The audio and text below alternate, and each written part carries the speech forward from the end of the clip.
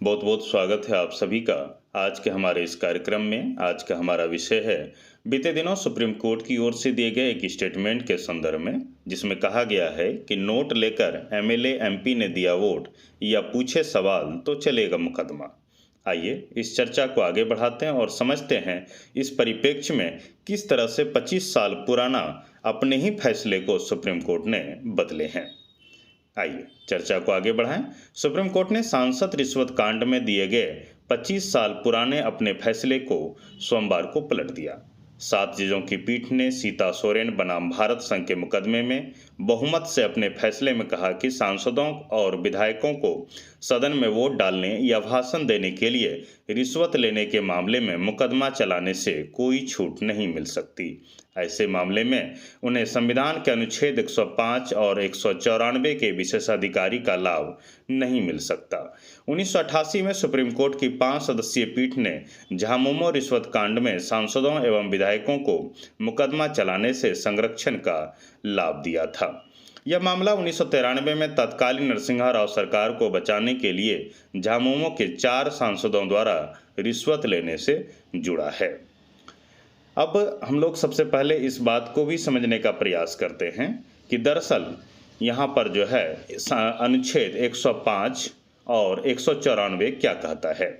अनुच्छेद 105 क्लॉज 2 यानी कि 105 क्लॉज 2 सांसदों को व अनुच्छेद 194 क्लॉज 2 विधायकों को सदन में दिए गए किसी भी वोट के संबंध में किसी अदालत में मुकदमा चलाने से प्रतिरक्षा प्रदान करता है। अब हम लोग थोड़ा और चर्चा को आगे बढ़ाते हैं, जिसके संदर्भ में कि सदन में वोट यानी भाषण देने के लिए रिश्वत लेने पर सांसदों विधायकों को अभियोजन से छूट नहीं। पीठ ने कहा, प्रधान न्यायाधीश न्यायमूर्ति डी.वाई. चंद्रचूड़ की अगुवाई वाली 7 सदस्यीय संविधान पीठ ने कहा कि सदन के सदस्यों के भ्रष्टाचार और रिश्वतखोरी से भारतीय संसदीय लोकतंत्र की नींव कमजोर होती है। रिश्वतखोरी के मामलों में संसदीय विशेषाधिकारों के तहत संरक्षण प्राप्त नहीं है और झारखंड मुक्ति मोर्चा रिश्वत मामले में 5 न्यायाधीशों की पीठ द्वारा सुनाए गए 1998 के फैसले की व्याख्या संविधान के अनुच्छेद 105 और 194 के विपरीत हैं। हम इस पहलू पर बहुमत के फैसले से असहमत हैं और उसे खारिज करते हैं। पीठ में जो जजें शामिल थे उनके नाम हैं प्रधान न्यायाधीश न्यायमूर्ति डी.वाई. चंद्रचूड़, न्यायमूर्ति ए.एस. बोपन्ना, न्यायमूर्ति एम. सुंदरेश, न्यायमूर्ति पी.एस. नरसिम्हा, न्यायमूर्ति जे.बी. पारदीवाला, न्यायमूर्ति संजय कुमार और न्यायमूर्ति मनोज मिश्रा शामिल थे।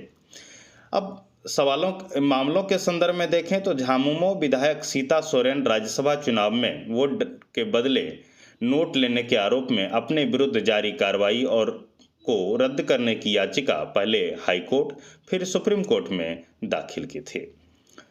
अब इस संदर्भ में थोड़ा सा और इसकी व्याख्या को समझने का प्रयास करते हैं कि अनुच्छेद 105 व 194 की पीठ ने की व्याख्या तो क्या कुछ लाया सामने। अनुच्छेद 105 और 194 एक ऐसे माहौल को बनाए रखने का प्रयास करते हैं जिसमें सदन के भीतर बहस और विचार विमर्श हो सके। यह उद्देश्य तब नष्ट हो जाता है जब किसी सदस्य को रिश्वत देकर एक निश्चित तरीके से वोट देने या बोलने के लिए प्रेरित किया जाता है।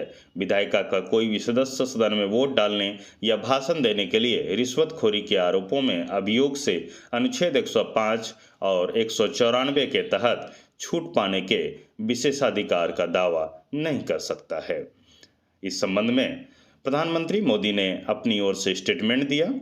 उन्होंने कहा कि स्वागतम माननीय सुप्रीम कोर्ट का एक शानदार निर्णय जो स्वच्छ राजनीति सुनिश्चित करेगा और व्यवस्था में लोगों के विश्वास को गहरा करेगा।